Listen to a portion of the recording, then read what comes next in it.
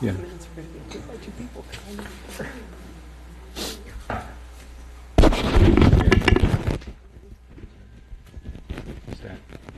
You guys, you get ready.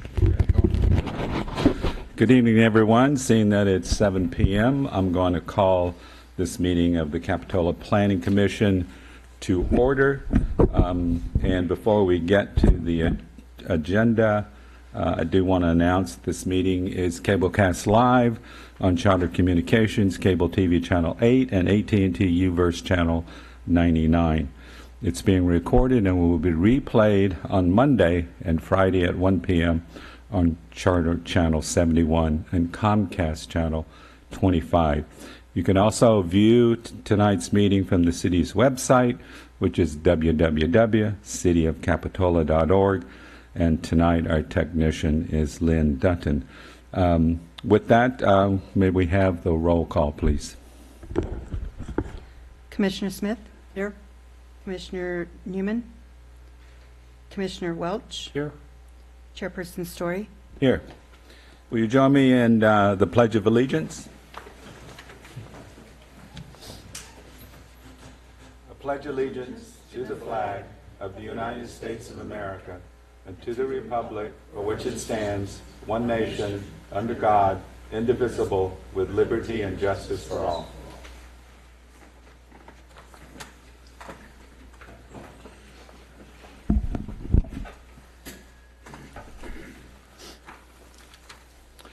First, we'll start with new business tonight, the first item under 2A is the commission roster update, and we have a consideration brought to the Planning Commission concerning the Commission's participation on the Traffic and Parking Commission. Can we start with the staff report? Yeah, thank you, Mr. Chairman. As you're aware, the city is changing the composition of many of its commissions to include a student member. And as part of that effort, we took a look at some of the other members and appointees that are on those commissions and are checking to see if they want to continue. As you're aware, over the years, it's been difficult sometimes to get a willing volunteer for traffic and parking. And so we thought it would be a good time to ask the Planning Commission if they want to continue to have a participant on that committee. And whatever you decide today, we'll report to the City Council at their next meeting to change the composition. Okay, thank you. Are there questions from commissioners to the staff report? Oh, no, you go ahead, TJ. You're our representative on that. I don't have questions, but first of all, I probably should apologize, because if I led people to believe that I wasn't willing to do it, that would be a mistake on my part. I have shared my frustrations with being on the committee, and if you've been around the last couple of months, you probably would understand why. But that has nothing to do with my willingness to do it. So, to me, it wasn't really a willingness. So I apologize if that came across as I wasn't willing to be on the commission. And to be clear, I don't think this was a reflective of Commissioner Welch's desire to be on it necessarily. I think it goes back a number of years, whether there was an interested member. Mm-hmm. I just have a comment. I know when you reached out and said, how did we feel about that? I know that in my tenure as a planning commissioner, there have been multiple planning commissioners serving on that commission that have come to us and said, hey, I don't think I'm doing any good here. I'd like to not do it. I would look at the feedback from the Parking and Traffic Commission, though, before recommending to council that we remove ourselves from that. And if it were an unwillingness, then I would step in and take it over. But I understand that's not the thing, so thank you. And thank you for that, Linda. My question, and getting to that point, has this been brought to the Traffic and Parking Committee to discuss and make us a recommendation? I don't believe it has. I know we have heard from a couple of members either through oral discussions or through emails. Okay. All right. Thank you. With that, I'll open it up to members of the public that would like to address the commission on this topic. Good evening, Karen. Good evening, Karen Hanna. I'm on that commission, or committee. Excuse me. I think that there has been a lot of frustration on a lot of commissioners' parts because, you know, certain things drag out for a long time, or we'll have some sessions where there's not a lot going on. But it is a pretty dedicated group, and I think that it's important. The few things that we have actually really gotten through with the council, I think, have been important. And I just don't know that it's an appropriate committee to have a youth representative necessarily. Parking, traffic, things that they're not very experienced in. And I think there are council appointments, and I think there are at large, and there's a lot of residents. It's very resident heavy. So I would personally, if some position were going to be changed to a youth position, I'd rather see it be one of the others, because the planning commissioner does bring more expertise. And I believe that at this point we're only meeting quarterly unless we have something important we have to meet more often. So it's not a really taxing committee. So, you know, TJ's done a great job, worked really hard on the employee parking and some other projects. And so I'd like to see it stay in the makeup. I'd like to see the makeup stay the same. Thank you. Any other member of the public wish to address the commission on this topic? Seeing none, I'm going to bring it back for further discussion and possible action. Anybody would like to speak on this issue? Welcome, Ed. Thank you. Sorry, I'm late. Well, I did reach out to Molly. She's a chairperson of the Traffic and Parking Committee, just to see if she was aware of what was going on the agenda, and she was not, so she sent a lengthy note to us. So I think her stance is that she would prefer to have the planning commissioner. Honestly, I think if the committee is going to stand, then the planning commissioner role in that on that committee is a significant one, because we bring the knowledge of what's going on, parking standards, general plan, all those type of things. So like I said, I apologize if I ever misled that we shouldn't be on that committee. And I apologize for sharing or venting my frustrations with what goes on with the committee. It is a very frustrating committee, and traffic and parking has been a problem in this city since before it was a city, so it's understandable. But I'm willing to stay on the committee. That's not an issue for me. I think when that first aired out, and I think Rich was trying to bail me out a little bit when this kind of changed. And my understanding is that the youth member is not a voting member. Is that correct? So they'll definitely get their eyes open to city politics and how the city operates. I think it would be fine for them to be there as well. Any other comments from commissioners? Seeing none, I mean, just to add, I feel that it is an important connection between what the Traffic and Parking Committee does and what the Planning Commission does, and that the Planning Commission should have a representative on that very important commission. However, if there's any discussions concerning the makeup of the Traffic and Parking Commission, I think that should first go to them and have them discuss how they want to be organized, and the number of voting members, and whether or not they should have a youth member, which I think it's a great opportunity to introduce youth to city issues. But I think we should hear from them first as the part of their makeup, what they feel they need to be effective, and then that can be brought back here. And I'm not sure if frustration should ever be the criteria for determining whether or not we continue to engage in city business. And if the Traffic and Parking Commission and the City Council feel that it's important to have a representative from this body, then it's incumbent upon us to, among us, and whether it's not just on you, TJ, I think it's all part of our obligations to fulfill that role. And we certainly, though, appreciate your having done that and willingness to continue. And I think with that, I don't know if that's direction for staff. I don't know if we need to have any further action. I think that's fine for a report to council. We didn't really hear any interest to separate the Planning Commission from Traffic and Parking. Great. And that discussion should take place at the Traffic and Parking. Okay, great. Thank you. Next, we'll go on to oral communications, and the first item are additions and deletions to the agenda. Do commissioners have any requested additions, deletions? Seeing none, staff? Staff did add an errata sheet to item number 6A, which will be described more fully during the staff presentation.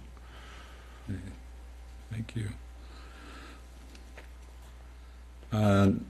Next, we'll have public comments on items that are not on tonight's agenda. This is an opportunity for members of the public to address the commission on items that are not a part of our agenda. Is anyone that would like to address the commission? Seeing none, I'm going to close the microphone, open mic, and we'll come back now to commission comments. Are there commissioner comments? I have a communication that I'm going to save for the end of the meeting. Okay. I just have one comment, and that is that this Saturday is the grand opening of the library book sale at the mall location. It's from 10 to 4 on Saturday, so there will be fun had and great books to buy, so please make note of that on your calendars. All right. Oh, and just, I am the Planning Commission representative to the Art and Cultural Commission. I just want to announce to everyone, you know, we've had a project to put a new railing out in front of the Bella Roma restaurant and also in front of the office that I rent space in. And that railing is complete, and it will actually be going up here, I'd say, fairly soon. And so everybody look for that, and hopefully everyone will be quite impressed. It's very a well done and attractive railing with all kind of nautical themes in it. So look out for that. Next, we'll go to staff comments. Staff has no comments. All right, we're moving on. Then we'll go to approval of the minutes. Let's do them. We have 2 sets of minutes.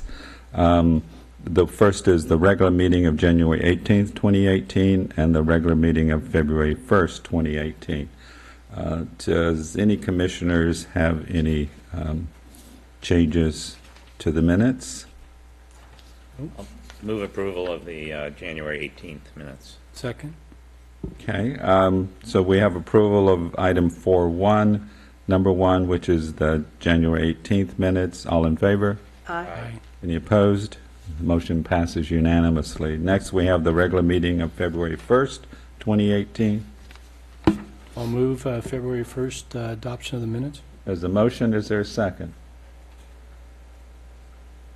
Commissioner Story, I have to recuse myself because I was not present at that meeting. So I was not present either. Oh, there you go. Continue. So I was I at guess the Scotts Valley Planning Commission meeting when the city attorney opined that if you're not present at the meeting, you can still vote on the minutes if one of the other commissioners represents to you that the minutes are an accurate representation of what happened at the meeting, but it has to be a credible member. somebody was there. So, well, we're going trying to meet that standard. I'll second the motion. And so, Okay, then I'll vote in favor of it. okay, all in favor? Aye. Aye. Any opposed? Any abstentions? Well, I'll buy into his thing and vote aye. All right, so we have, the motion passes unanimously. So now we'll move on to the consent calendar for this evening. We have one item, which is a project at 409 Pilgrim Drive. And it's an application for a design permit for a single-family home, which includes a detached secondary dwelling unit at that address within the R1 single-family zoning district. The project is in the coastal zone and requires a coastal development permit that is not appealable. It is categorically exempt from the environmental determinations. And with that, we have a staff Mr. report. Chairman, I'm going to have to recuse myself from this item because the applicant is my landlord, so I'll take a walk to the back of the room until you finish your deliberations. All right, thank you. Since it's on consent, do we really have to Is it? have a whole? This Well- is a consent calendar, isn't it? Right. Yeah. Yeah, I was just waiting for somebody to make a motion, or, I mean, does anybody wish to pull this item? I don't wish to pull the item. I did review with staff an additional condition that I'd like to have included, and that is simply to state that it is a 30-day minimum rental, the Okay. ADU. Okay, we'll pick that up. Does anyone, member of the audience, wish to pull this item for further discussion? Seeing none. So we have a request to add a condition limiting short-term rentals to 30 days. Any objections, or any commissioners wish to pull this item to further discuss that add-on? Seeing none, I'll entertain a motion to approve, or ever how you want to proceed. Is that condition acceptable to the applicant? No. Seeing nodding, affirmative nodding there. I'll move approval of the consent calendar with this item. Second? Okay, there's a motion and a second. All in favor? Aye. Any opposed? Seeing none, the motion passes unanimously. Congratulations. You're welcome. Next, we have the one public hearing this evening. Yes, we'll wait till Rich comes back.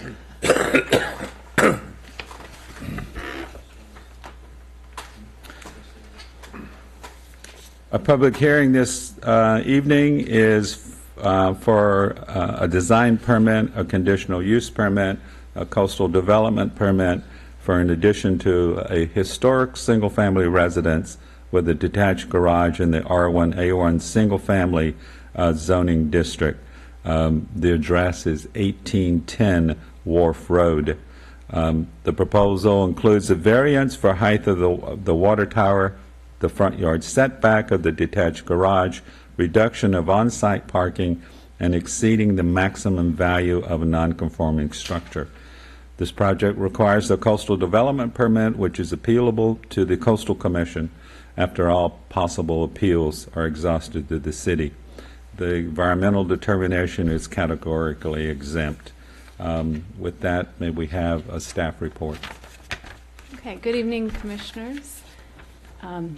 Before you is an application for 1810 Wharf Road. I presented this application to you originally in January, and during the January meeting, we went through the design, and there are 4 variances attached to this application. At that January hearing, we asked for direction on the variances, and specifically, there originally was a 2-story detached garage. Since you've last reviewed it, the 2nd story and the secondary dwelling unit that was in the 2nd story has been removed from the application. There was also a 4th parking space along the southern property edge that created a new access off of Wharf Road that the Planning Commission also requested the applicant consider removing that space to not impact on-street parking. So with that, I'll jump into my presentation. I'm not going to go over all the details of the proposal in terms of the design, but really the site layout, and get into the variance, and I'm happy to answer any questions. But I think the first time we went through this, we visited the architectural historian's feedback on the design, and it seemed like there was positive momentum there, but for these major items to be tweaked when it came back to Planning Commission. So with that, this is the updated proposal, and as you can see, there's now a 1-story detached garage, and the proposal with the historic home and the 3rd-story water tower that the applicant's requesting a variance for the height to the water tower. And these are the side elevations to the project. The applicant did a nice job of preserving the historic structure and then setting the addition behind the historic structure and detaching the new garage from the historic structure. So this is the view from the back as seen from the river looking across. And then this is the detached garage. So as you can see, it's now a 1-story detached garage. The height is 14 feet 2 inches. In it would fit a tandem parking at 46 feet in depth. So the variances that are requested for this project, one is for a reduction to the on-site parking. also the setback requirement for the detached garage, the height of the water tower, and also the non-conforming calculation, the maximum of 80%. So first I'll start with the parking. The project is over 4,001 square feet, so 1 covered parking space is required and 3 uncovered. When you last saw this project, this was the parking configuration with 1 site, as I previously mentioned, on the south end of the lot. The applicant has since updated the application to include 3 parking spaces, and they're asking for a variance to the 4th required uncovered parking space that's required on the site. They're also asking for a variance to the setback. So a detached garage is required to be set back 40 feet from the front property line, and they're requesting that the variance, a variance be allowed to allow it at 18 feet from the property line. When reviewing a variance, the Planning Commission looks to see if there are special circumstances that are applicable to the property, that the strict interpretation of the code is found to deprive the property of privileges enjoyed by others in the vicinity and under the exact same zoning. And there are definitely special circumstances tied to this lot. It's extremely steep from the back of the lot, from the back of the home. The elevation is at 80 feet above sea level. So the steep slope extends down to the Soquel Creek, 80 feet. There's also a 35-foot riparian corridor setback that's required in this area of environmentally sensitive habitat. And then third, there's a well-established tree right near the entrance that the applicant originally was looking to maybe turn around the tree, make a hard right, and be able to fit 1 more space. But between pushing the garage forward, they're not able to make that turning radius. And also, they've taken into consideration in the placement of the garage the neighbor's view to kind of not push the building as far back as it could with the proposed retaining wall that would be behind that. Also, when considering a variance, the Planning Commission looks to make sure that they're not granting a special privilege that's inconsistent with the limitations upon other properties in the vicinity. And as shown in this slide, the outlines of the buildings of the properties to the north are all enjoying a privilege of being set closer to the front property line. And so by allowing the front yard setback, it would not be seen as a special privilege. It's something that's enjoyed by other properties in the vicinity. 2 other items that are requested for variance is the height of the water tower up to 31 feet. The zone height is 25 feet, but there's an exception for historic additions to a historic structure that are consistent with the design of the historic building can go up to 27 feet. And there's also a request to exceed the 80% of the non-conforming calculation. So although there aren't special circumstances tied to the property for this, there are special circumstances that can be considered. This is throughout the historic report. It's been found to be possibly the oldest structure in Capitola. To not exceed the 80% limit, the structure, if an applicant wants to exceed the 80% limit, a structure must remain in the location that it, so to exceed the 80% limit, the structure must be brought into conformance. So to do so, the historic home would have to be picked up and moved 1 foot. This is not seen as best practices within historic preservation. Best practices would be to keep the historic structure where it has historically been sited. And then also in looking at historic preservation and bringing back a historic feature that is supported within historic preservation. So by bringing back the water tower, and this is based on historic images, by bringing back that historic feature, that is in line with historic preservation. So there have been similar variances that have been granted. Similar allowances have been for the 80%, to exceed the 80% maximum, have been granted at 124 Central and 109 Central in the recent past. Also, the water tower at the Lent House at 1570 Prospect was allowed to exceed, was given a variance to a height of 28 feet 2 inches, so similar to this application. Next, there's also a request for a fence height exception in the front yard. So our front yard maximum height is 3 feet 6 inches. The existing front yard ranges from 5 feet, the fence in the front yard reaches from 5 feet 10 inches to 6 feet 8 inches. They're proposing a 6 foot tall solid fence with some lattice. So here's an existing image. As you can see, it's a hodgepodge of different fencing that's been placed there over the years, and therefore the range of fence heights. In surveying the neighboring properties, the property directly to the north is in compliance. It does not exceed the fence height. But beyond that, as you move north, the front fence heights are listed in this aerial image, and they range from 5 feet 5 inches to 7 feet 2 inches in height, all well above the 3.5 feet that's allowed by code. And the property to the south also exceeds the allowed fence height. On February 26th, you received an email from a neighboring resident that raised concerns for archaeological monitoring during excavation of the site.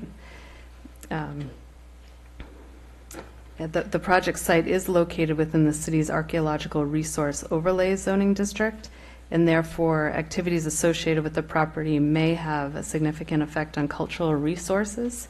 So staff, we posted the new errata that came out today that recommends additional conditions of approval to add mitigation measures consistent with the general plan EIR and to mitigate possible impacts to cultural resources. So within the errata, we've outlined additional conditions, and we also suggest modifying the CEQA exemption that was in the staff report to the newly proposed CEQA exemption so that this falls under the general plan update EIR. So with that, staff is recommending approval of application 170381 with the added conditions that are provided in the errata and the modification of the CEQA exemption to 15183. And I am available for questions. I'd like to lead with the staff recommendation. Does that include approving the variances? It does. Okay. Just to clarify. Other commissioners have questions at this time on the staff report? Yes, Ed, go ahead. So could you just clarify for me the parking requirement? Because I'm looking at the plans here, and it shows the floor area total is 3,944. Which would be under the 4,000. Is it under the 4,000? I believe that above, it's still 4. Sorry about that. What So you put up there said 4,001. 4,001. At 4,001 and beyond, the Planning Commission can require more than the 4 parking spaces. So What's the threshold from 3 to 4? Is that like 2,500 or something like I that? want to say 26. So sorry, so from 2601 to 4,000, 4 spaces are required. Okay. Thank you. And just a point of clarification, the request for a variance on the water tower also includes a difference on the height of the addition to the main house from what should normally be 25 to 25 feet 9 inches. And the reason that you're not calling that a variance is because it's a historic structure, even though the increase is on a new addition to that structure. So in addition to a historic structure, as long as it complements the historic, can be up to 27 feet, and it doesn't require a variance. Thank you. Any other questions from commissioners? I have some questions. One concerning the 80% of value, fair market value. I was just curious as to how the calculations in the staff report were prepared. I mean, because it seems to be on a cost basis, based on the cost of constructing the existing structures at today's prices, 200 a square foot. And, you know, our zoning code refers to fair market value. And to me, there's always a distinction between cost and fair market value. Is that a significant difference? Is that supportable? That method of using the cost to construct to determine and making it equivalent to fair market value? Mr. Chairman, the city's longstanding practice has been to use a building valuation that's determined by the building official, and we use the standard of $200 per square foot for new construction and $100 per square foot for remodels. I think the challenge of using fair market value is you often don't know it at this stage of a project. We also assess our building fees the same way based on valuation, and there are times when a applicant will come in after they've got bids and they'll show it to us and they'll say, well, your valuation is too high. This is what the job's really going to cost, and then we adjust it down accordingly. So it'd be difficult to use that method at this stage of the process, if that makes sense. Well, during your process with them, did they make any comments about how the fair market value of the existing structures were determined? I mean, what we have is $434,150 now, and I'm not an expert in that business, but my experience, that seems rather low, extremely low. So did the applicants raise that point with you when?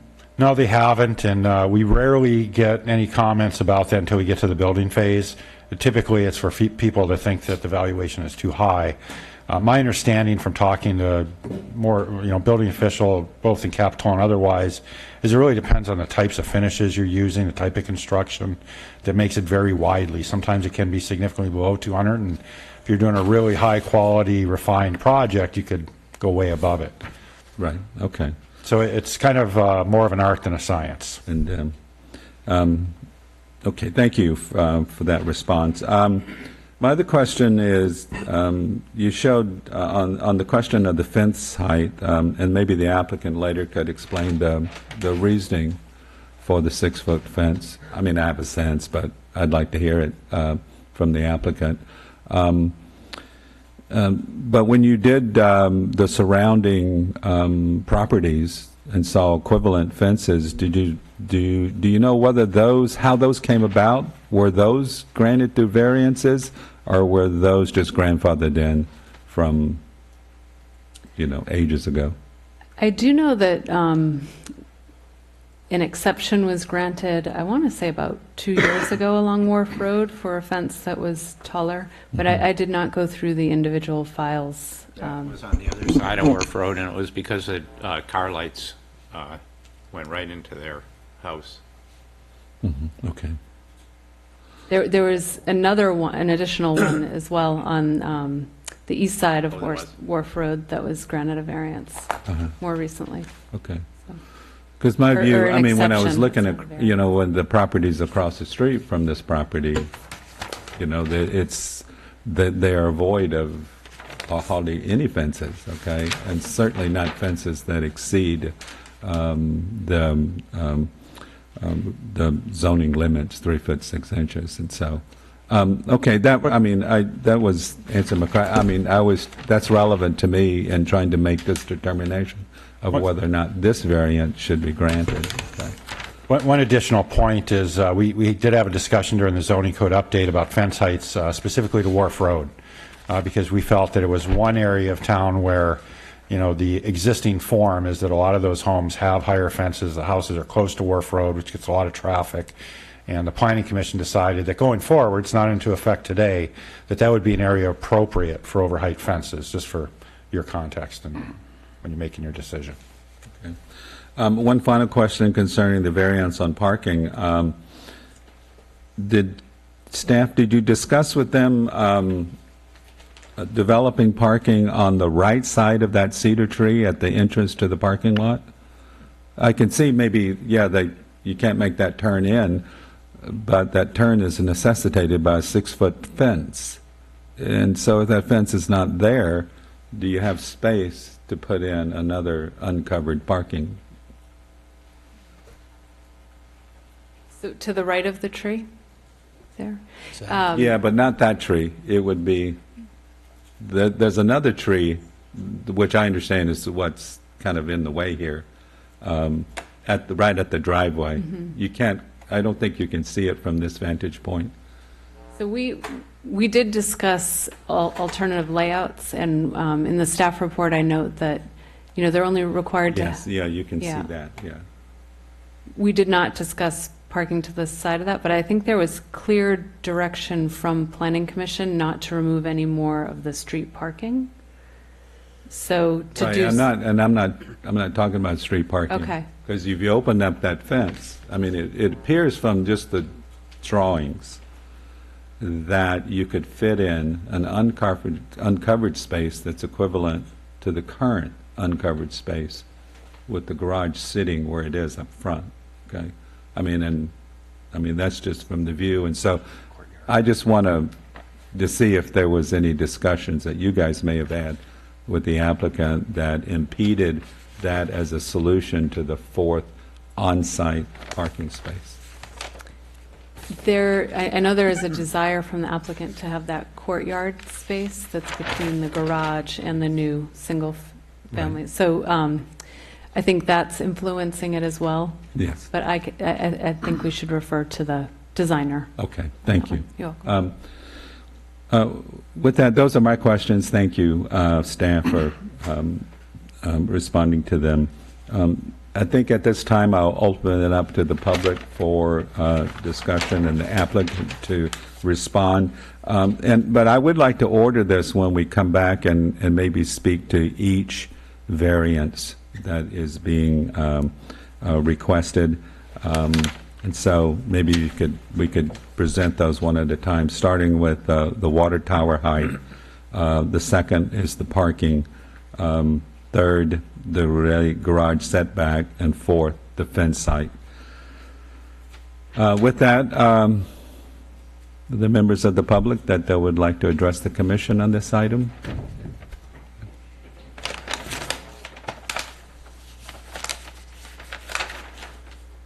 Chairman, Commissioners, my name is Derek Van Alstyne. I'm the designer of this project.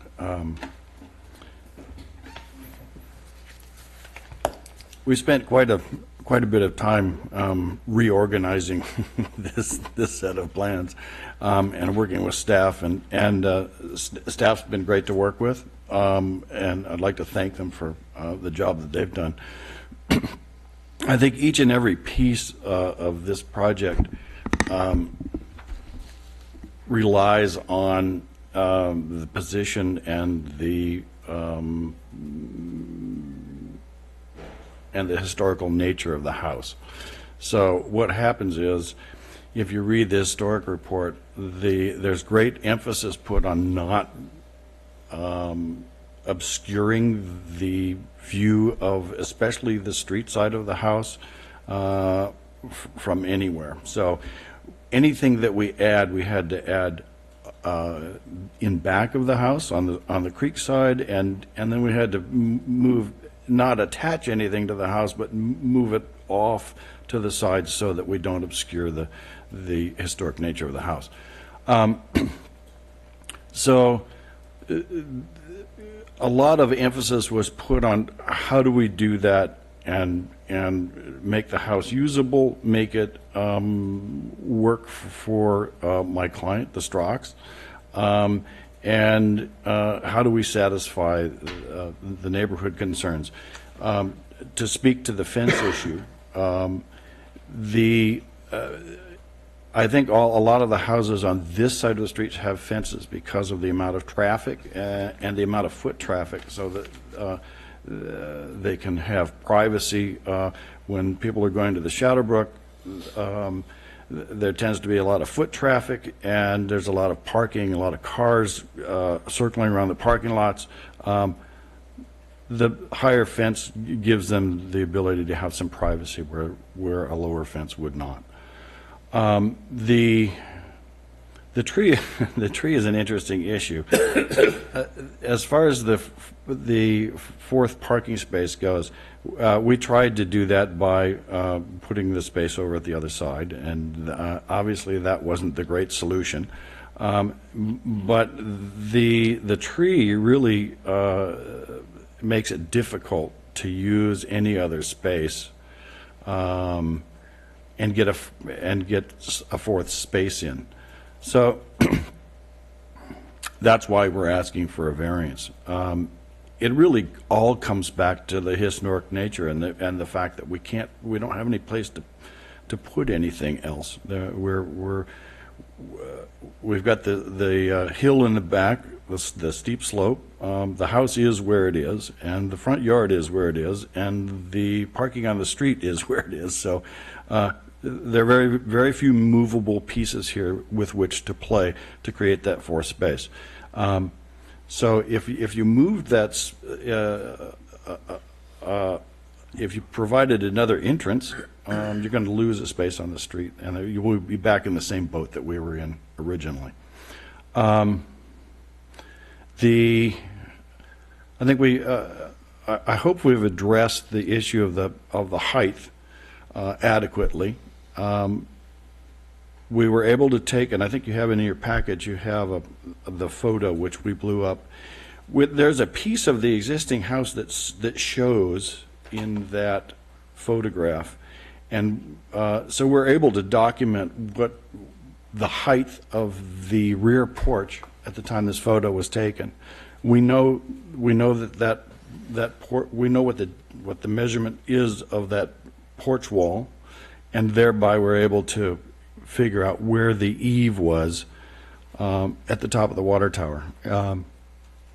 We also know that if you have a water tower, those tanks were 6 feet tall, and the beams that hold the tank up take quite a bit of space, as does the roof structure. So when you take a 6-foot tank and you get a 7-foot roof line, and then an eave line, so the top of the wall, and place a roof on top of that, this is what you get. I mean, so I think it's it's as accurate as we could possibly get it. And I think it makes a huge difference in the historical context. That house originally had the tower next to it. It's really nice to see it back. And that's borne out by the historic report that made specific reference to the historical nature of the water tower, and that it would be nice to be able to recreate it.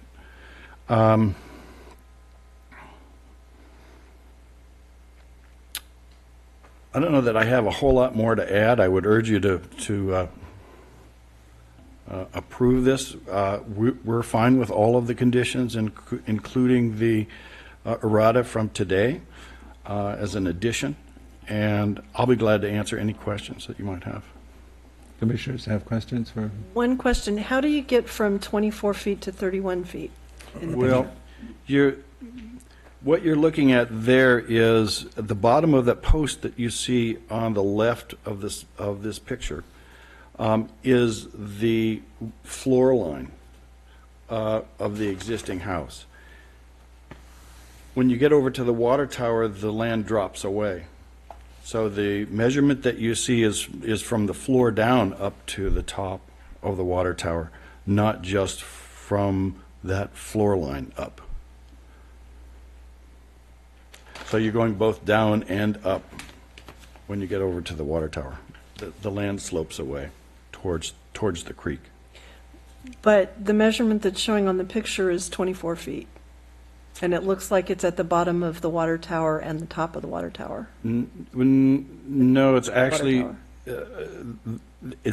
at the floor line, and the floor line is like 3.5 feet above where the water tower hits the ground. So that's what you're not seeing in this picture, and that's why it's important to realize where these lines were projected from. They're a known point, but you go both up and down from that point. So what we've got is, and that's not the top of the roof. That's to the top of the wall of the water tower.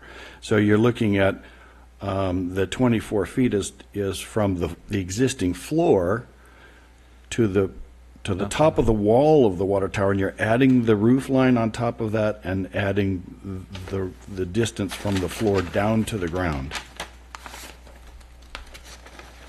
Any other questions, Commissioners? I did. Yeah, go ahead. So, one of the neighbors sent us an email, and he raised an issue about drainage in the front of the property. And I'm looking at the grading and drainage plan. Maybe this is outside your scope, I don't know, but because it was done by Hogan. Mm-hmm. Can you tell me what's going on there and how that's being addressed? Well, I don't know that it's specifically been addressed yet, as of yet. I assume that Mr. Straka would have no problem addressing it. I don't think anybody wants to have puddles out there. So it'll be a chore to work with Public Works to figure out what. Are there going to be what's the best curbs and solution. sidewalk put in there? They're not required to have curb and sidewalk in this area. So the drainage on site has to be approved prior to building permit by our Public Works, but for the street drainage improvements, curb and gutter is not required. Plan doesn't really show anything. So. Okay. Additional question? Go ahead, yeah. Has the applicant considered voluntarily putting in sidewalks and curbs? No, not as of yet. Okay.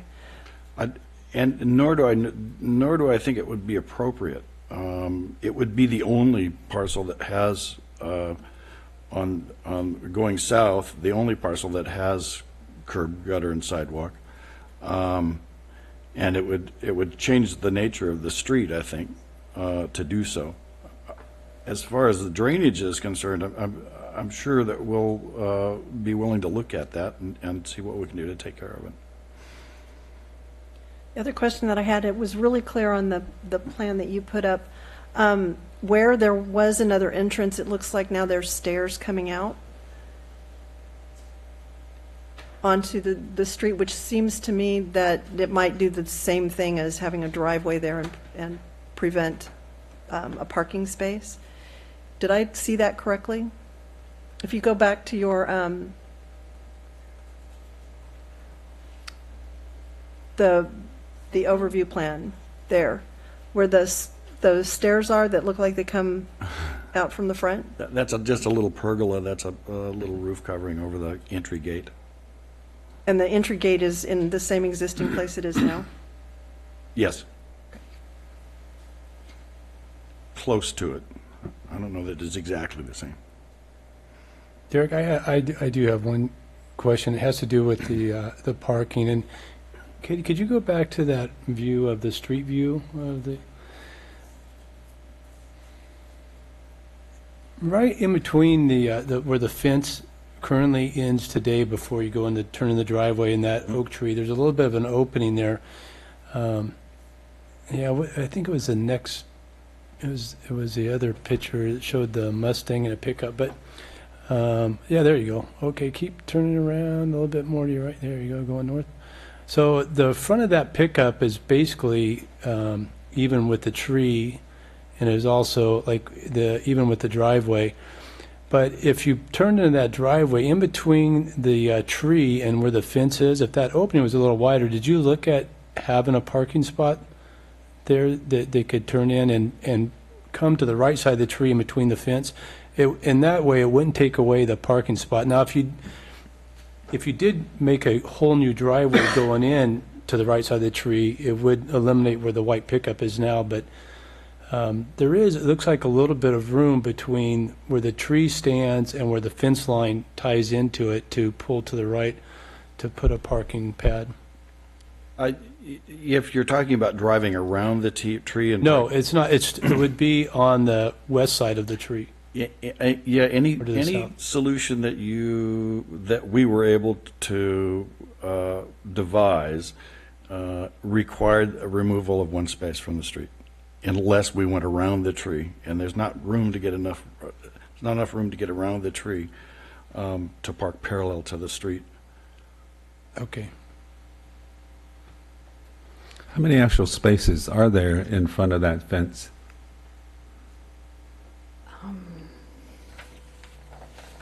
I'm not sure. Well, I mean, we see 2 cars parked there, and it appeared, though, that if that were more manageable and marked, that still 2 cars could park there.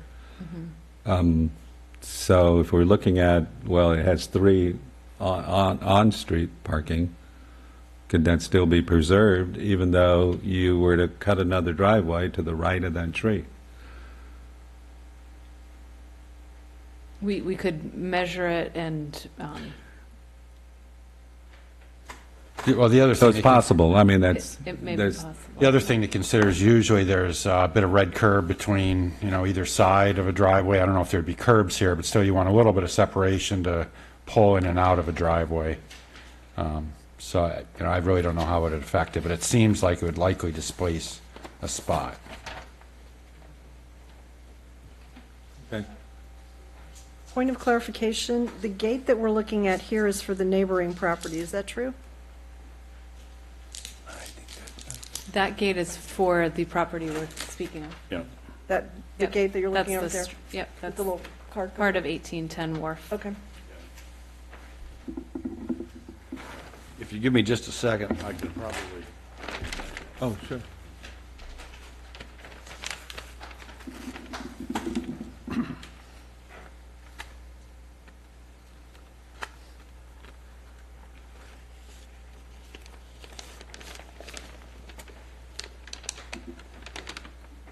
Although there might be slightly more than 2 spaces, there's not 2.5 spaces, which is what it would take to get an extra entrance in there, and it would be awfully tight.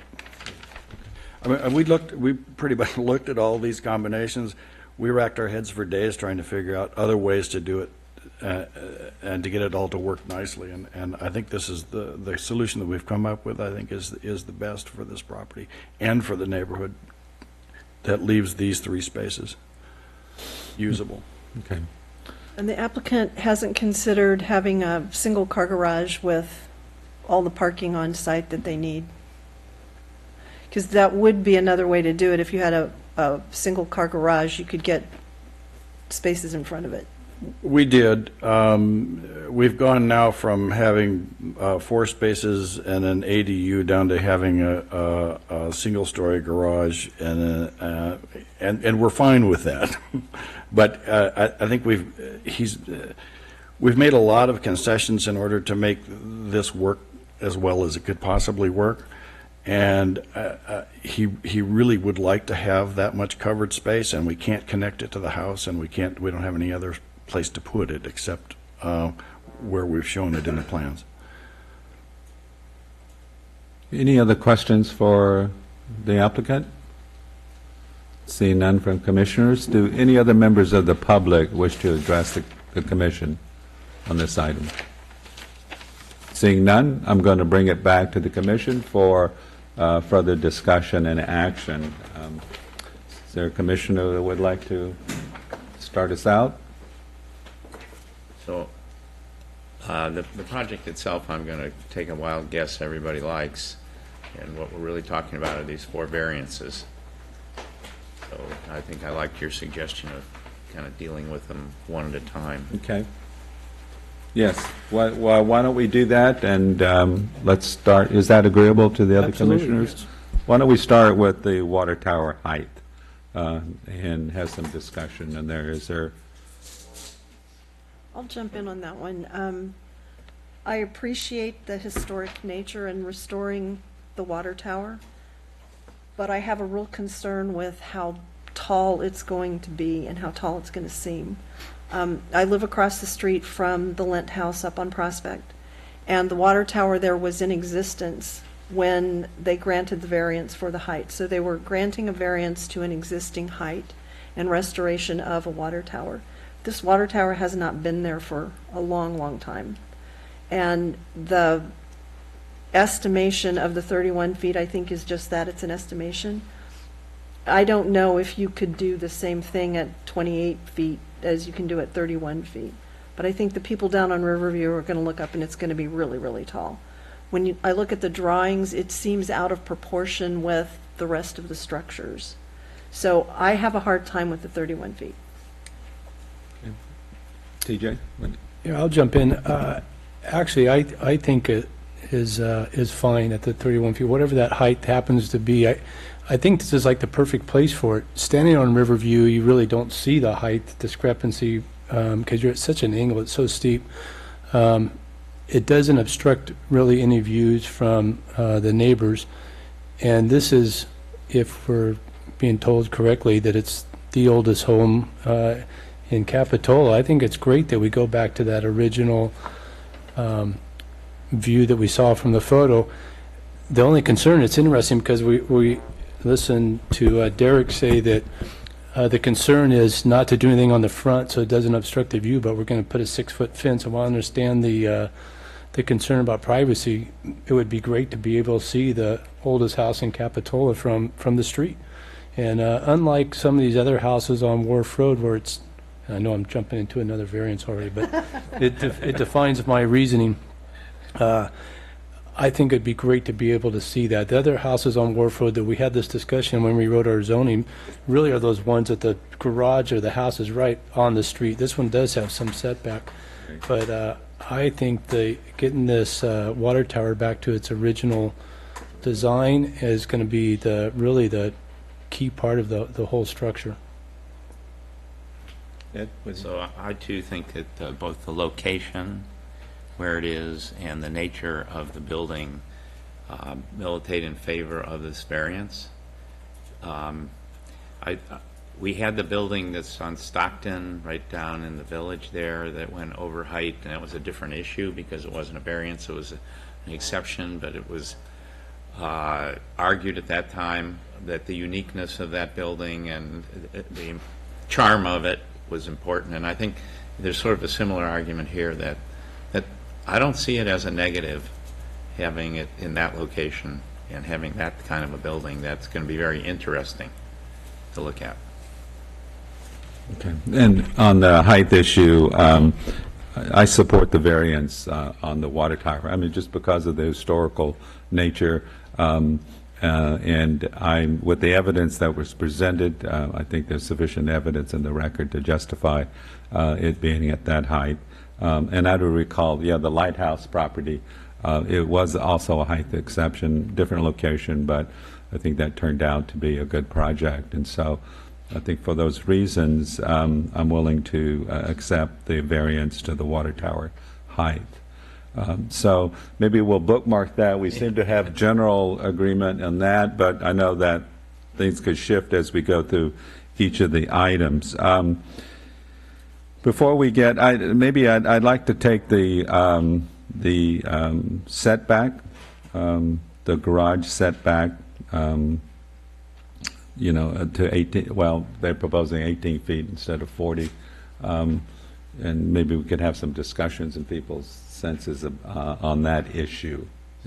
I'll go first on that Go one. ahead. I mean, thinking of the Kissling house next door when we granted variances on that, this is the uniqueness of the topography in this location makes it necessary to have a setback variance, in my opinion.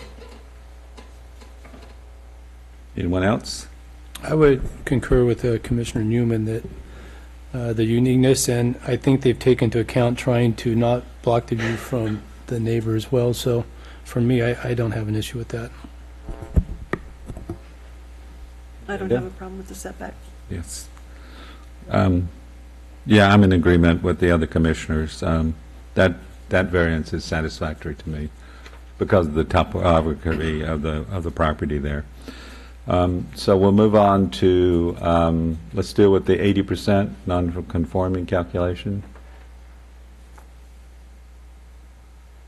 Well, I'll jump in there again. This is Yeah, This go is ahead, one TJ. of those things that we come across on every one of these historical houses, and I don't have an issue with that exception of that variance. I will tell you, I agree that the calculations, $200 a square foot is pretty low in that process, but I think with these historical homes, what we're seeing is the last couple we've actually been involved with doing a remodel. They've done an outstanding job of keeping the house, the historic components, and the perspective that we would have from that, while being able to have a home that they could live in. So I think that's one of the reasons we looked at changing this part of our code in the new upcoming code. Is 80% is really difficult to evaluate. Anyone else? I agree. We scrapped that 80% in the code because it is so difficult, and I support the variance. Yeah. And I support the variances, that particular one. I mean, just, one, I do have some questions about the calculations and how they're arrived. The zoning code does say fair market value. I'm not sure if we've hit that mark, but that may be a moot point. I mean, for me, though, it is one of the reasons why I would support it. And the consequences, though, for a historic structure would be, very expensive, and for a very short distance that they would have to go in order to come into compliance. For all those reasons, then I would support that variance. We actually have 5 variances, What don't happened we? to the fence? Yeah, well, no, I have it on my list. We have, The fence is not a variance. It's in the code. It's listed as an exception that the Planning Commission can grant. So you don't need variance findings for the fence. It's just an exception. But we can And still what's- discuss it, right? what, yes. What's the distinction between an exception and a variance? There's no standards for review. So the Planning Commission, you can, under the fence standards, it says the Planning Commission can grant an exception to the height standards and materials for fences and location. Variance, So- there's a state law. Right, right, okay. So, well, with that, why don't we move on to the fence exception then? Anybody like to start on that? Okay, I'm going to agree with, we've already heard a little bit from my fellow commissioner there, and I agree with that. I mean, we've discussed on various applications, the Wharf Road and Prospect fences, which create fortresses, and the pros and cons of that in that location. The con of it is that the people who don't live in those houses like to either see the ocean or see historical buildings with water towers, and putting up a 6-foot fence for those of us who aren't 6 foot tall. I see the that includes the planning director. Absolutely. It's kind of, I think the historic nature of this property cuts the other direction on this one. It says that we ought to be able to see it. And so I'm not really inclined toward that exception. I would agree. I would be open to maybe a section of the fence that will allow some privacy, but I would ask the question, with that backyard, the view you have in that backyard, why do you want to be in the front anyway? But so if it came down to some privacy area for the front, I could understand that. But I think it'd be nice to be able to see this house. I think this is a great opportunity for the city of Capitola to share its most historical house in the city. So. I completely agree with both those, and I do believe that I was part of a project up Wharf Road that had an exception on the fence, and it's because the sidewalk ran right in front of their house, and there wasn't 3 or 4 feet, and that is a real privacy issue. But this is going to be set back. There's going to be a beautiful courtyard in front of it. If the fence were that tall, I would like to see it open, like a wrought iron fence that is fully visible, not a solid fence that creates, there you go. creates kind of that fortress feeling. I know that was a big issue across the street from us, and it's really appreciated that it's 3 feet tall. And I'll just say I concur with my fellow commissioners about the not allowing the exception to the fence height. I think, one, it's not on Wharf Road. It's close to Wharf Road. It has the setbacks. A lot of the all the properties across the street, much of the rest of the neighborhood does not have that look and feel of these fortress fences. And I think that if we allowed that in every street, every resident street that had a lot of traffic, we would just have a proliferation of fortress fences, creating more separation and visual, blocks. So for those reasons, I do not agree with granting the exception to the fence height. So now, which brings us to the reduced parking. Who would like to start on that issue? And that is a variance. So I'm going to jump in and say, I cannot see reducing the parking requirement because of the location, because of the amount of land that is there that can be used if things were designed differently. I understand the design is beautiful the way it is, but there's a large portion of landscaping in front, and I just can't quite fathom that there's not a way to get an entrance in to get another car on there. The library is close. It's going to be going under construction. There's going to be people that have no place to park a lot, and there's so much construction already going on. I see it being a madhouse with people trying to vie for spaces. And if these guys park in front of their front gate, then there are fewer places on the street and fewer places inside, and I just see that as a problem. Anyone else? Commissioner Newman's looking at me like it's your turn, so I'll jump in here. I agree. This is the one issue that I have with the variances on this house is just the parking. Seems like there may be a method. And looking at the front of the house where they showed the Mustang and the white car parked in tandem, maybe if we had something that was like a parallel kind of an angle parking, you may be able to fit 3 cars in there. Or from my view, I'm looking at on Google Earth, it almost looks like you could put one between the front of the property line where the white pickup was parked and the other side of the tree as you go in at a diagonal. So it seems to me we could come up with, or the applicant could come up with some type of solution. Derek's saying like no way he's not going to do it, but that's my one concern is I don't know that I could approve a variance for the parking. So I know the applicant wants to respond to this, but let me chip in here that I'm troubled by this. This is the only one of the variances. I was troubled by it, and I'm just not convinced. I have a lot of respect for the applicant and for his representative, and I just don't think they put their minds fully to this problem yet. And the creativity, I just think there's a solution to this other than a variance, and I'm not sure what it is, but they haven't persuaded me that they've exhausted the possibilities.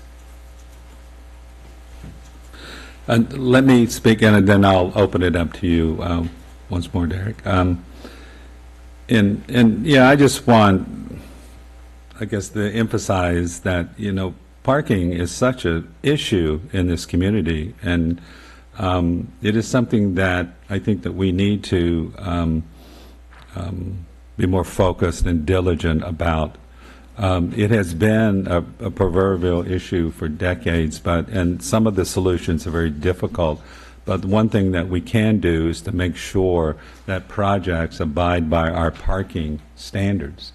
And that's why, which that's not to say that you don't ever grant a variance, but I need to be fully convinced that every possible consideration has been given in the design and in the layout to address that issue. And I'm just not fully convinced, sitting here tonight, that that's been done. And so I think for those reasons, I would be inclined to, as long as with the other commissioners, to deny the variance for the reduced on-site parking. And I think that it would just, go back to the applicant. I know the staff had made a recommendation, but I think it's up to the applicant to determine how they're going to address that issue. So with that, I'll open it up, the mic to you for a few more minutes there. I think there may be a solution at hand here. If we were allowed to remove the 2-foot planting strip along the fence, we could get 2 parking spaces that were 8.5 by 18, which is admittedly tight but workable. They're Capitola-sized spaces. So that's entirely possible. We could snuggle up to the fence if we didn't have to do the 2-foot planting strip, and get 2 spaces in front of the garage.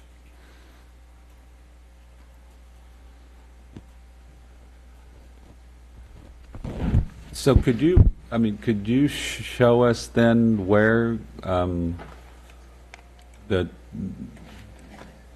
2-foot planting space that's being referred to? Yeah, we have On the side there. right along the first 18 feet of the fence has a required 2-foot planting strip.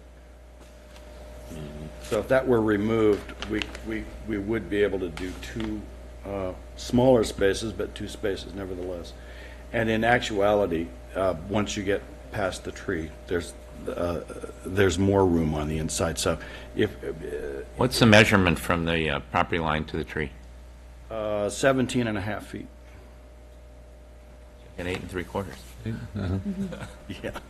But you do have some, once you get to that tree, while you would not be able to make a complete right turn, you would be able to pull over to the right to create room for 2 cars parked side by side. In Yeah. front of the garage, right? Yeah, in fact, it would work. And, most cars these days are around 15.5 feet. So there's a little wiggle room here that, parking spaces in most jurisdictions were based on measurements of cars from the 60s, 70s, and 80s.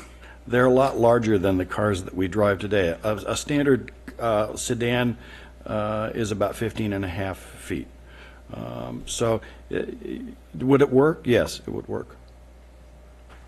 I would ask May I staff. chime in? Yes. So the detached garage, so absolutely, there is a 2-foot setback requirement that must be landscaped from that fence into the property. So that we have, in the past, there have been variances, I think in the Jewel box, there was one recently for that requirement. So that is one option to get that width. Also, the proposed detached garage is currently proposed, it's 46 feet deep. Our parking requirement is 10 by 20. So I think there's also possibly some wiggle room in the depth of that building to pull it back further from the street so that there's a little more room to turn 2 cars in and make it more user-friendly in terms of not, being able to turn the car a little once you get past the tree. We did work with the applicant. It's mentioned in the staff report that there is a way to accommodate the parking on site by creating just a single car garage and further setting it back because it could meet the 40-foot setback and still have a 26-foot deep garage for a single car with 3 parking spaces in front. So there is a way to make it work. But I think considering if you want to allow a 2-car tandem garage that's covered but require it to be pushed back an additional 5 feet, they could still comply with the interior spaces and then also looking at removing the landscape requirement on the side. So either option. If I can say, what I'm hearing is that we don't need to push the garage back. that we can get if we, It's 46 feet deep, so it could be set 5 feet back and still comply with the standards for, or By do we- reducing the length of the, yeah, Yeah. and what's the applicant's? My take on it is if we move it back 2 feet, we're probably gaining enough to make that work You nicely. cut 2 feet off of it, or? Cut, yeah, so, yeah, cut 2 feet off the length of the garage and omit the planting strip to the left, and I think then we have a workable solution. Okay, sounds like there are solutions to that issue. Thank you. Do we need to consider any variances to remove that 2-foot planting strip? I would suggest adding that allowance to the 2-foot planting strip in order to accommodate the two Right. parking But then, spaces. but that would only be up to the front of the garage. Correct? Still on the side? Yeah, Okay. it's not noted. So are we okay with publication of the variance? I have some concerns about issuing variances that weren't noticed. I think if we're going to issue variances, development standards we haven't considered, we'd need to come back. Is that a variance? That's what I was asking. Would that Yes. require variance? Oh, okay. Okay. I think if it's the commission's desire, we could, under two approaches. You could send staff back to work with the applicant to develop a compliant parking arrangement that doesn't require this variance. Alternatively, you could ask for it to come back so that you could see what that arrangement is before it's approved. may I ask you a question?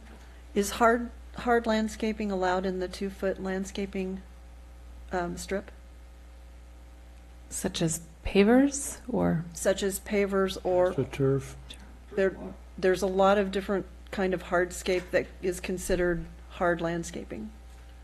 Yeah, I think it would be okay if it was sort of the turf block that allows some vegetation to grow in between. I think we've allowed, landscaped rocks Central and mulch and other things, so we can be a little bit creative with that. And I know we've also allowed in some situations for the parking to drive on top of the landscape strip and Right. those types And of that's scenarios. kind of right. what I'm we suggesting. did that on Central, We've done that. That would avoid the need for a Prospect. new variance. I mean, yeah. Yeah. would set them back to another Okay. meeting. Well, I'm comfortable with staff working something out, a solution if you think you can. And I'm comfortable with making the garage shorter. I'm not comfortable with moving the garage back. So if the wording can really clearly, you're not going to move the garage back, you're just going to make it Okay. shorter. And I think it would be good to have specificity in, is there a level of, can the sizes of the spaces be decreased to 9 by 18? Actually, 9 by 18 is allowed for the uncovered parking spaces in this scenario because it's a parking exempt, sidewalk exempt area. But the internal garage spaces should be 10 by 20, so. I think as long as, Okay, so They will be 10 by 20, won't they? Right. On the Yep. interior, so Yeah. it's just, I think we're good. So just let me just summarize I think where we are is that it sounds like that, that the on-site parking can be accomplished with hard landscaping, therefore we don't have to rule on a variance that was not noticed. So on that basis, we can, and on that condition, we can approve this project tonight. However, if there are any issues that come up, then I would say it needs to be, and including any additional variances, it will need to be renoticed and resubmitted to the planning commission. And with that discussion, I would yield on the height issue to the other commissioners and the historic nature of this, and move approval of this project with the changes to the parking, granting of the height variance, the 80% maximum change, and the setback, and not yielding an exception on the fence height. Denying the variance on the parking. Denying the denying variance on the parking. But then otherwise approving the project, and so. I can second that. Okay, there's a motion and a second. Does everybody understand the motion? Okay, all in favor? Aye. Aye. Any opposed? The motion passes unanimously. Thank you, everyone. Good evening, good work. Thank you, staff. So we'll move on to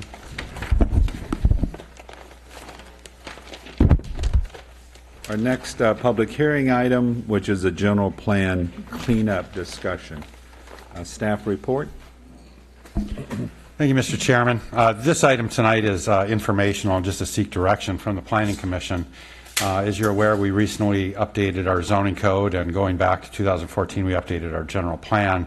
And at that time, I mentioned that it was going to be really important for the city to do regular maintenance on its general plan to keep it consistent with state and federal law and reflect any changes that we experience here in the city. So tonight, we're before you to propose some amendments, and we're seeking your direction on the staff proposed changes, and then asking if there's any additional revisions that you've observed over the last couple of years that you think we should take a look at as we go through this process. So I'll try to go pretty quickly through the presentation. Stop me at any time if you'd like me to slow down or explain anything. The amendments we're looking at doing primarily is to update the land use map of the general plan to make it consistent with the zoning map, and then to correct some errors that we identified as we were going through the zoning map much more closely than we apparently did with the general plan map. We were going to update the park information of the general plan since it was adopted. McGregor is now a complete park, and Rissman Mansion Park is now proposed. We had clarified development intensity controls for mixed-use designations. Add disclaimers that multifamily density is controlled by both the general plan and zoning code to close a density bonus loophole that we discovered here a couple of meetings ago. We had also proposed to eliminate the visitor accommodation land use designation in the general plan to again align that with the zoning code, which eliminated that district and applied an overlay zone. At a previous meeting, probably a year ago, I believe Commissioner Westman suggested that we clarify that the additional floor area ratio allowance in the village would only apply to the former theater site and not to any hotel. And then finally, we'd want to clarify that the 41st Avenue additional floor area ratio allowance applies to the entire mall site, which was always the intent. We made it much more clear in the zoning code, but it's a little bit vague in the general plan.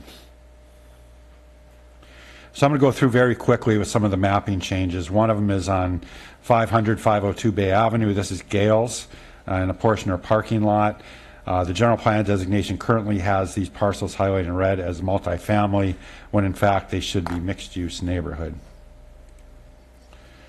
Along Blue Gum and Riverview, as you recall, we caught a mapping error in the zoning code where the parcels on the riverside, on the Capitola Avenue side of Riverview were designated as mixed-use neighborhood, and they should have been single-family residential, so we want to make that change.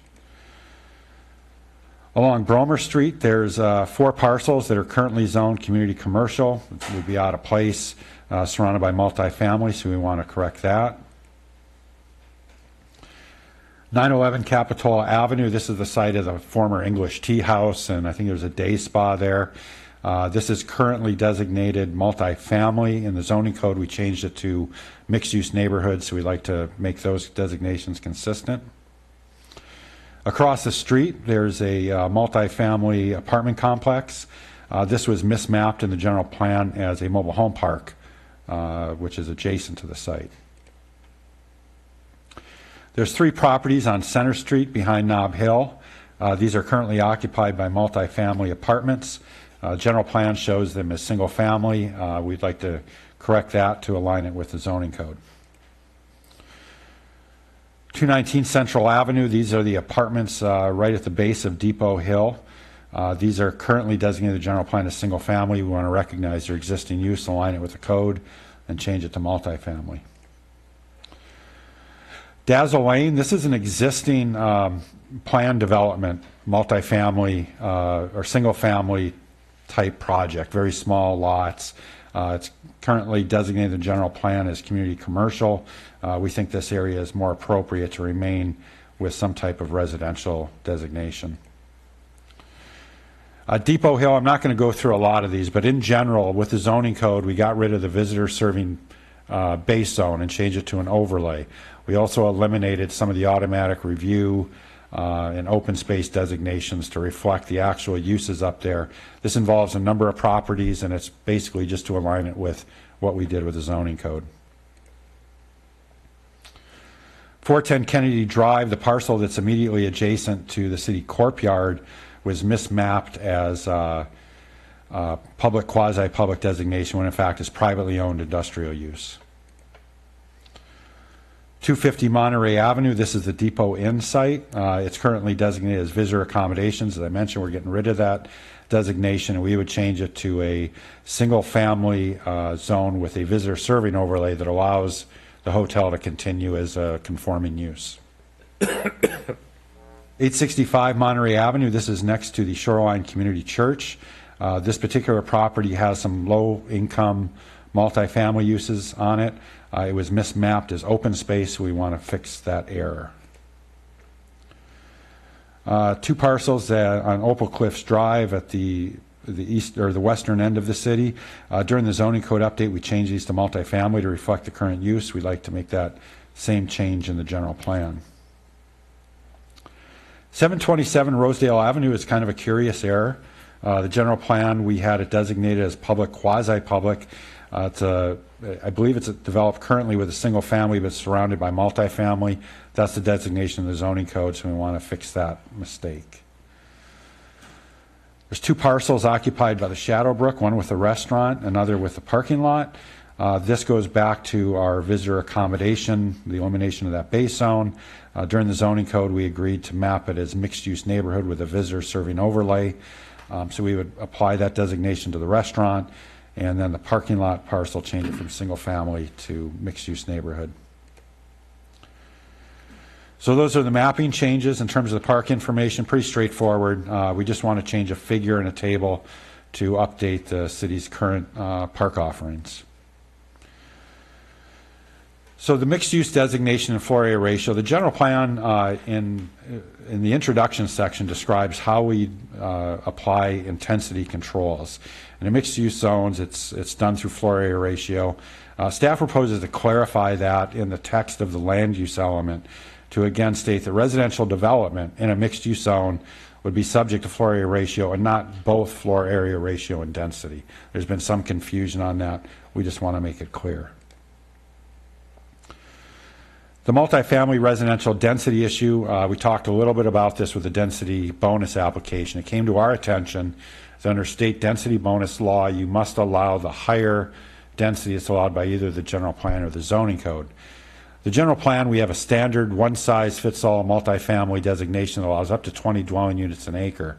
The zoning code takes a finer grain approach and applies 10, 15, or 20.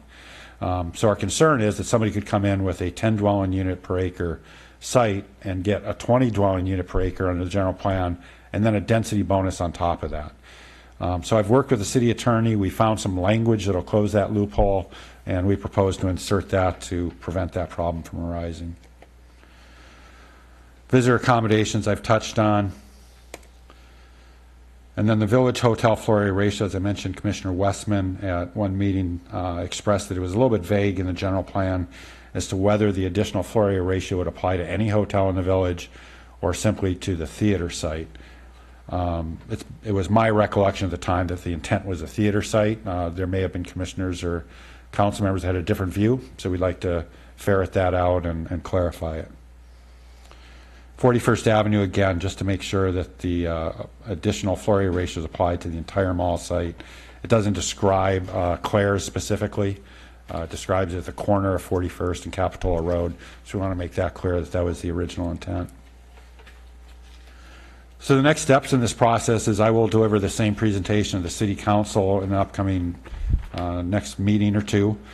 Based on the direction we receive, we'll prepare a general plan package, maps, and a CEQA document. General plan amendments do require a 45-day public notice and review period.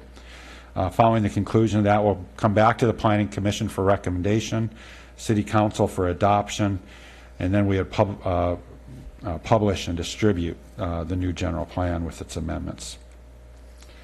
And so that wraps up my presentation. I'd welcome any questions or recommendations for additional changes. Thank you. The questions from commissioners? I can only say, wow.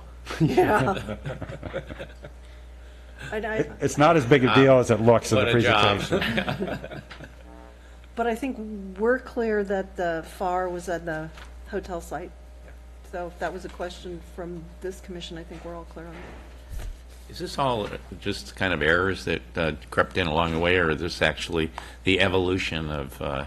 It's a little bit of both, to be honest. When we did the zoning code, we really combed through every parcel. I didn't do that candidly with the general plan. It came in kind of towards the end of it, and we caught a lot of mistakes that should have been caught earlier, and I own it. I have a question. What is our zoning code and the general plan use different nomenclature for the same regions? You know, they're largely the same. The differences that come to mind is the visitor accommodation, visitor serving zones, and we'll eliminate that and correct that one. The other is the general plan use residential single family, or R-SF. Right. When we did the zoning code, we talked about that, and I think there was a desire to retain the R1 designation because everybody just was so familiar That's with right. it. But can't the general plan be We altered could certainly do that. Because to me, that issue about the density, and that's a part of there's different language being spoken, okay, and we just didn't get as granular in the general plan as we do in the zoning code. But we just called it RM, I think, in the general plan. So, to me, that would just make it would be a lot clearer. That would be an easy for fix. everyone involved if we could mirror those descriptions from one document to the other. And I think the only other comment, other than kudos, this is quite a catch and a lot of detail, but I think 45 days is too short of a period for public noticing. I know that's the minimum requirement, but I think, and it's maybe ultimately up to the city council, but I would like to see more time allotted for the public to be able to see it, review it, digest it, think about it, and comment on it. Because that general plan, we spent years, doing that. So those are my comments about it. Yeah, great job of following up. Most of these we're familiar with. I don't have a problem with the extending the 40-day notice period. I think we got plenty of time before the Coastal Commission reviews it, so it's not going to be that big of a deal. Okay. Anything further? Do you need a motion from us, or? No, I think I've got everything I need unless there's additional comments. And Sure. certainly, Public comments. yes. Is there public comment on this item? There is now. Please come up.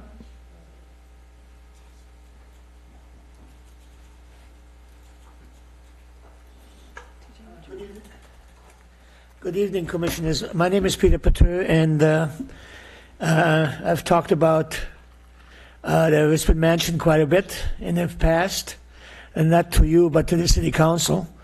And I know that that our organization, which is the Santa Cruz Hostel Society, would like to use the Richmond Mansion as a hostel, and which is kind of approved by the Coastal Commission, and also the Coastal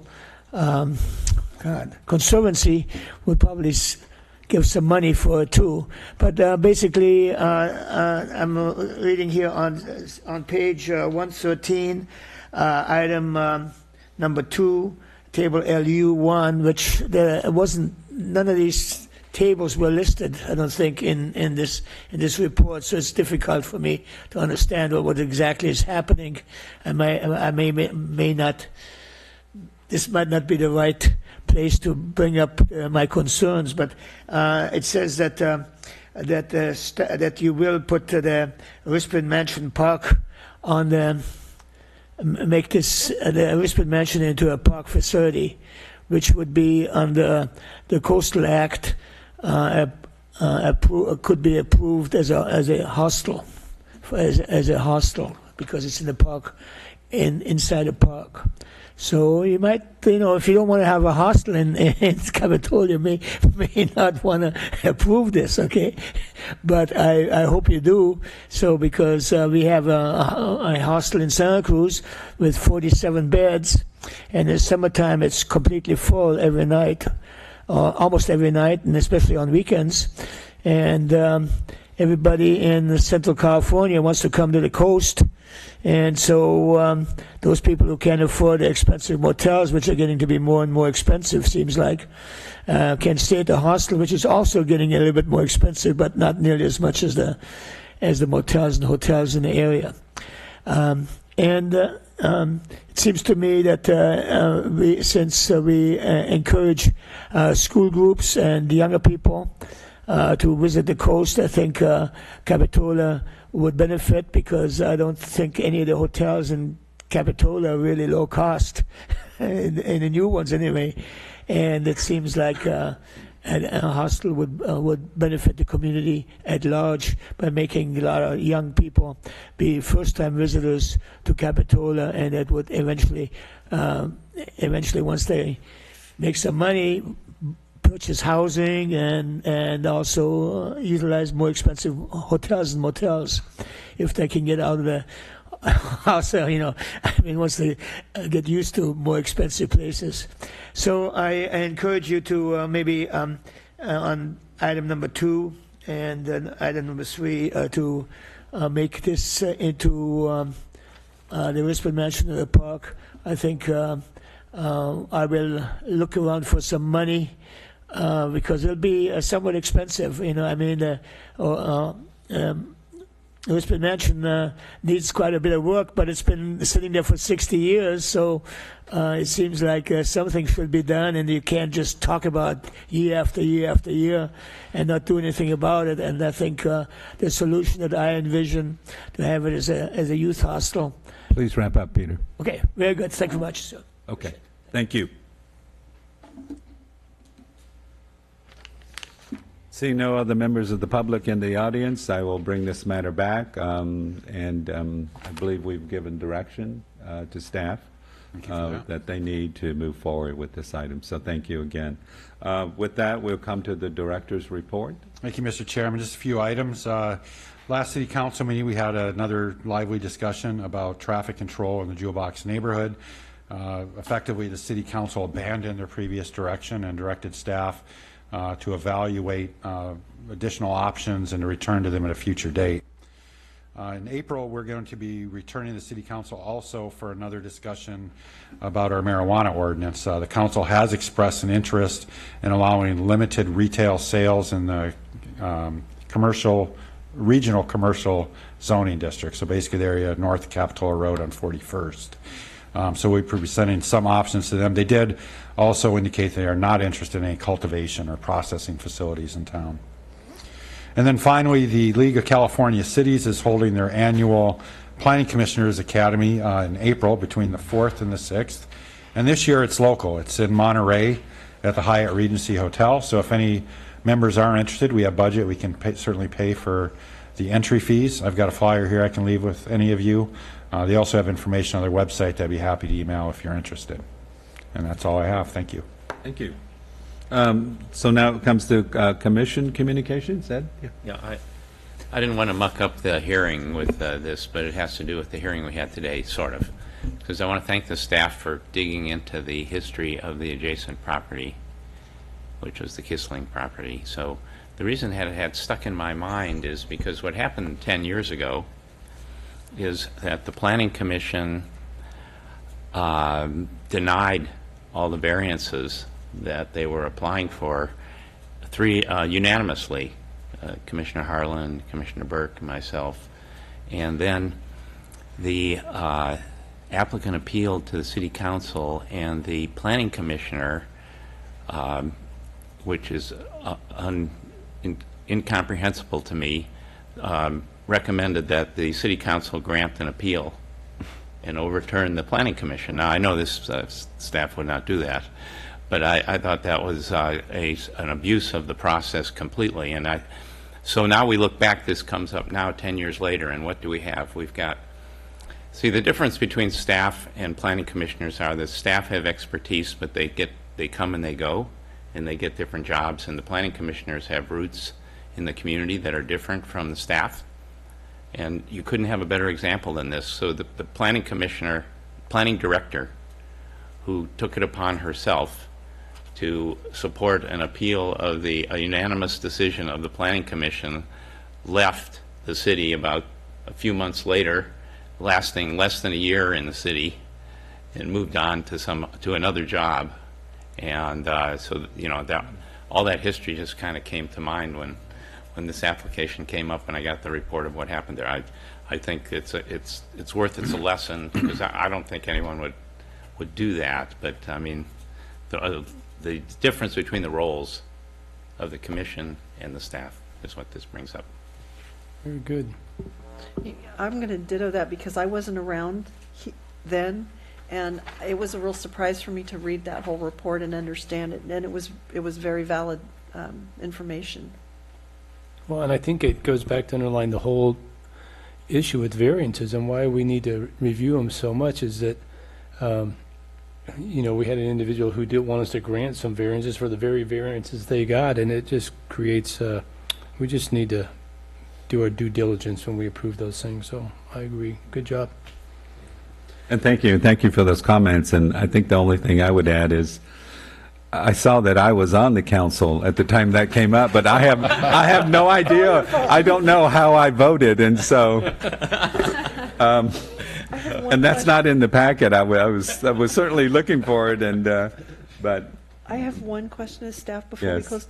I think I saw an email or some correspondence saying that the zoning code was now adopted outside of the coastal, and so that's going to be available. Is there going to be anything that compares the two, or when you guys do your staff reports, are you going to have to go through every location and draw the appropriate zoning requirements?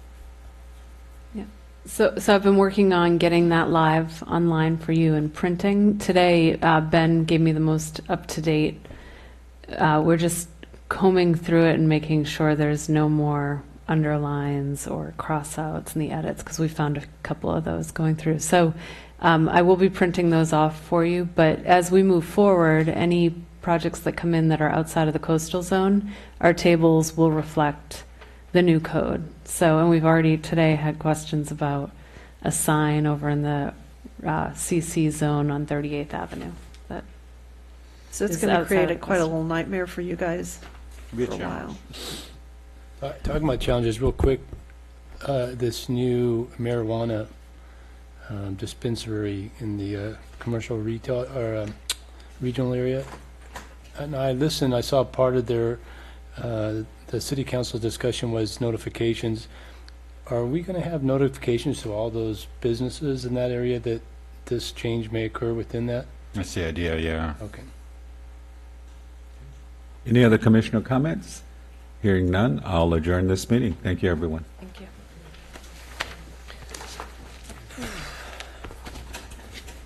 Good job.